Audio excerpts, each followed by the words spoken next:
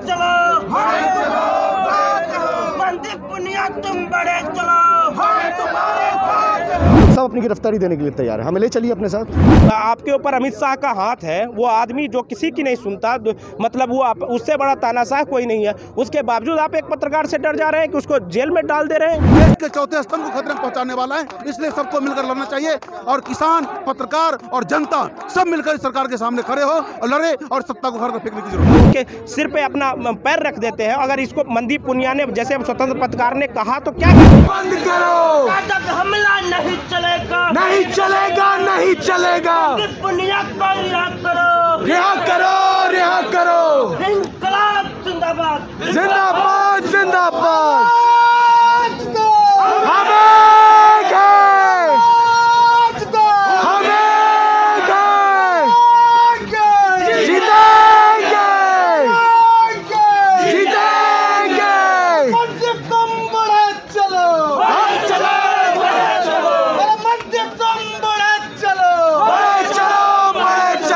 इस गिरफ्तारी के खिलाफ पत्रकारों में वो दिल्ली की सड़कों पर दिख रहा है और YMCA से जा रहा है मार्च जो है प्रेस क्लब की तरफ।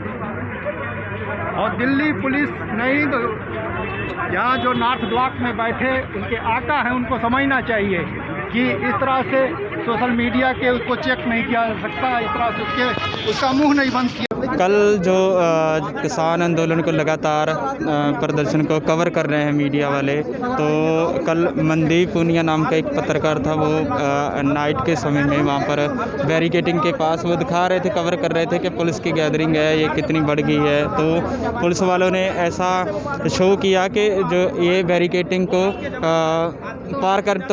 तोड़कर पार करने की कोशिश कर रहा है, जो FIR में लिखा गया है, और उसको ले गए। तो उसी के समर्थन में कि जो पत्रकार मीडिया है उसको देश का चौथा स्तंभ क्या कहा जाता है, तो उस पर ये सरकार के द्वारा पाबंदी लगाई जा रही है कि निष्पक्ष जो पत्रकार हैं, सही दिखाते हैं, सोशल मीडिया हो जहाँ और बड़े बड़े अच्छे चैनल हैं वो दिखाते हैं, तो उनको रोका जा रहा है कि जो किसान आंदोलन को ना कवर कर सकते। इसीलिए उनके समर्थन में आए, पुलिस से सवाल जवाब भी किए जा रहे हैं कि हमें बताएं कि उन्होंने क्या गलत किया है। कि पर पुलिस है, उन्होंने कोई जो बोलने से मना कर दिया है, वो बोले हैं कि हमारी जो जिम्मेदारी है हम वही कर रहे हैं, जो उनके संदर्भ में बात करनी है तो आप वहाँ पर जाकर करिए। तो ये सही नहीं है। ये पहली बार नहीं है, ये पिछले 6-7 साल से जो पत्रकारिता पे, मीडिया पे कब्जा करने का जो तंत्र है, जो कि पहले आप देख रहे हैं कि टेलीविज़न के माध्यम से पूरे देश की जनता को गलत सूचनाएं दी जाती थी, गलत सूचनाओं के माध्यम से उनके दिमाग पे कब्जा किया जाता था।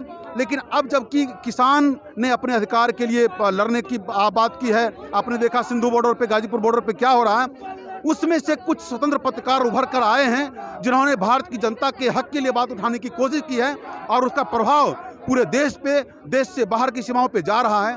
इस मोदी सरकार और अमित शाह के मॉडल का पूरे देश और दुनिया में फजीहत हो रही है और ये लग रहा है कि लोकतंत्र अब खतरे में है और वाकई खतरे में है, हम लोग भी उससे पीड़ित हैं। तो अब जो स्वतंत्र पत्रकार उभर के आ रहे हैं उनको भी शिकंजे में रखने का, उनके ऊपर दबाव डालने का, उनको चुप कराने का, खामोश कराने का। आपने उत्तर प्रदेश का कांड देखा कि नमक और रोटी जो मिड डे मील में दिया जाता है, उस पत्रकार को जेल में भेज दिया गया।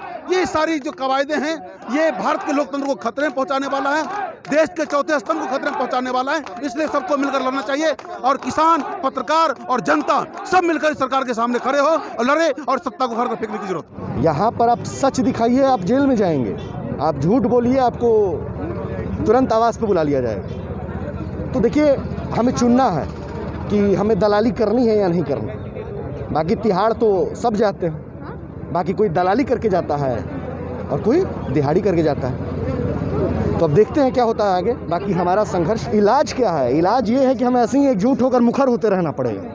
जब तक हम मुखर नहीं होंगे तब तक वो हमें कमज़ोर समझेंगे। कोई प्रॉब्लम नहीं है ना, हम लोग सब अपनी गिरफ्तारी देने के लिए तैयार है, हमें ले चलिए अपने साथ। चलिए सभी पत्रकारों को उठा के, एक से एक नामी पत्रकार, बड़े पत्रकार यहाँ मौजूद है, सबको ले चलिए। हम भी देखते हैं कि देश में कैसे बवाल नहीं होता है, कैसे लोग हमारे साथ नहीं आते। ऐसा नहीं होता है, एक प्रोसीजर होता है, उसके तहत सबको काम करना होता है। आप किसी को अपना भगवान समझ के, आला कमान समझ के आम जनता को, पत्रकारों को परेशान नहीं कर सकते हैं। देखिए, ये पहली बार नहीं है। विरोधियों को प्रताड़ित किया गया, पाकिस्तानी बोला जाता है, खालिस्तानी बोला जाता है। बातें कर रहा होता है तो किसानों पर लाठी गोली चलवाते हैं और उनके माथे पर अपना उनके सिर पे अपना पैर रख देते हैं। अगर इसको मनदीप पुनिया ने, जैसे स्वतंत्र पत्रकार ने कहा, तो क्या गलत कहा?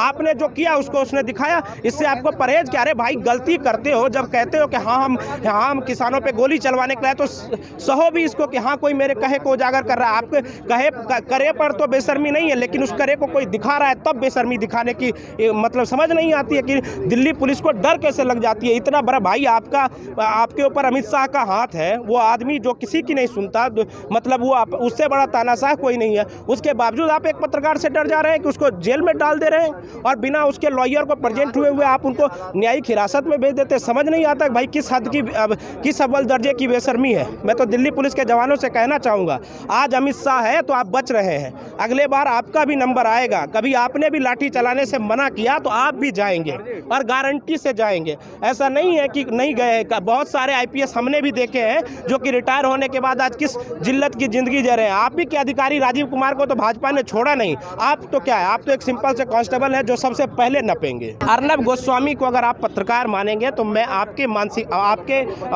ज्ञान पर और मानसिकता पर सवाल खड़े करूंगा। वो एक पत्रकार नहीं है, वो एक खास तरह का भोंपू है जो दिन भर बजता रहता है। उसको वो चाहता है कि मैं बजता रहूं, लोगों के बीच दिखता रहूं। हाँ, मीडिया की यूटिलिटी की थ्योरी है ना, उपयोगितावाद का सिद्धांत, उसको वो बहुत सूटेबल किया हुआ है, वो वैसा ही करता रहे। मनदीप पुनिया गिरफ्तार हुआ है क्योंकि वो पत्रकारिता करता है। अगर आप दलाल बने रहेंगे, आप जो गोदी मीडिया है उसमें बने रहेंगे तो आप गिरफ्तार नहीं होंगे। आप पत्रकारिता करेंगे, इस देश में आप गिरफ्तार होंगे। ऐसा नहीं है कि मनदीप पुनिया पहली बार है। इससे पहले प्रशांत करोजिया गिरफ्तार हुए, उससे पहले यूपी के कई सारे पत्रकारों को जेल में डाल दिया गया, कई सारे पे रात पुलिस को उनके घर से उठा लिया गया। तो ऐसा नहीं है कि मनदीप पुनिया पहले है, और ये दिखा रहा है इस बात को कि इस देश की सरकार लोकतंत्र के नाम से किस तरह से खार खाती है। आप ये देखिए ना कि कल गांधी जी की जयंती थी, पुण्यतिथि थी, लोग सद्भावना दिवस मना रहे थे। उस अवसर पर आपने उस आदमी को घसीट के मारा। अरे कम से कम गांधी के सिद्धांतों को तो याद कर लेते कि गांधी ने क्या कहा था। मनदीप पुनिया तुम बड़े चलो, और दिल्ली पुलिस शर्म करो, और दिल्ली पुलिस शर्म करो, अरे अमित शाह शर्म करो, अमित शाह शर्म करो। पत्रकारों को जिस तरीके से कल 10 पुलिस वालों ने मनदीप पुनिया को घसीटते हुए ले गए, ये दिखाता है कि सरकार पत्रकारिता से कितना घबराती है और कितना डरती है। वो पत्रकारिता पे हमला लगातार इसी तरह कर दी जा रही है ताकि लोगों की आवाज जनता तक न पहुंच पाए। ये सरकार तानाशाह है, अमित शाह तानाशाह हो चुके हैं। वो भूल चुके हैं कि जिस देश लोकतांत्रिक देश है, इसमें पत्रकारिता को लोकतंत्र का चौथा खंभा कहा जाता है। और अमित शाह अगर ये भूल चुके हैं तो उनकी भी भूल है। जिस पत्रकारिता ने उनको यहाँ तक पहुँचाया है, वो पत्रकारिता उनको डुबो भी सकती है। आज देखिए, सोशल मीडिया एक सहारा होता है, लेकिन हर लड़ाई सड़क पे लड़ी जाती है। जिस तरीके से किसान अपनी लड़ाई सड़क पे लड़ रहे हैं और हम आज अपने साथी पत्रकार मनदीप पुनिया की रिहाई की मांग करने के लिए सड़क पे हैं, तो कोई भी लड़ाई सड़क पे लड़ी जाती है। सोशल मीडिया के भरोसे और मीडिया के भरोसे कोई लड़ाई खड़ी की जा सकती है, उसको लोगों तक पहुँचाया जा सकता, लड़ी नहीं जा सकती। हम लोग पत्रकार, हम लोग सीधे प्रशासन से मांग कर रहे हैं कि जितने भी मनदीप पुनिया पे फर्जी मुकदमे लादे गए हैं उनको वापस लिया जाए, मनदीप पुनिया को तत्काल रिहा किया जाए।